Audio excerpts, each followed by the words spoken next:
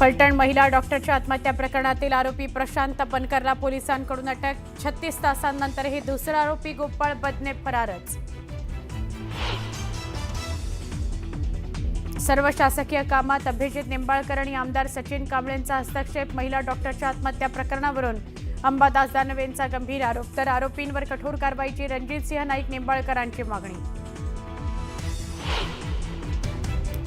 आत्महत्या केलेल्या महिला डॉक्टरवर मूळ गावी शोकाकुल वातावरणात अंत्यसंस्कार. आरोपींवर कठोरात कठोर कारवाईची गावकऱ्यांची मागणी.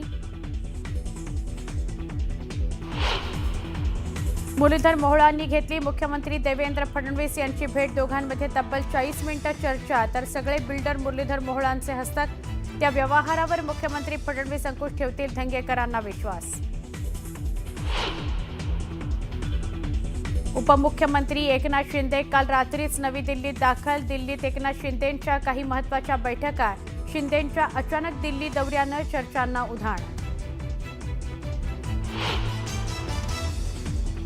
बीएमसीसाठी भाजपचं 150+ टार्गेट. 150 जागांवर उमेदवार उतरवण्याचा भाजपचा प्रयत्न. तर शिवसेनेला 65 ते 75 जागा देण्याकरता अनुकूल असल्याची सूत्रांची माहिती.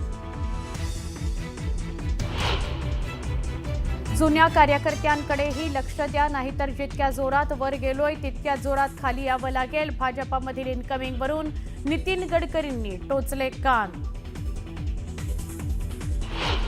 उपमुख्यमंत्री अजित पवार नांदेडच्या दौऱ्यावर. दौऱ्याच्या दिवशीच पक्षाला मात्र खिंडार. दिव्यांग सेलचे प्रदेश कार्याध्यक्ष रामदास सुपठाणकर 18 माजी नगरसेवक जाणार काँग्रेसमध्ये. नाशिक त्र्यंबकेश्वर रस्त्यावर सुरू असलेल्या MMRDAच्या कारवाईला तात्पुरती स्थगिती. स्थानिक लोकप्रतिनिधींसह साधू महंतांनी घेतली मुख्यमंत्र्यांची भेट. भेटीनंतर स्थगितीचा निर्णय.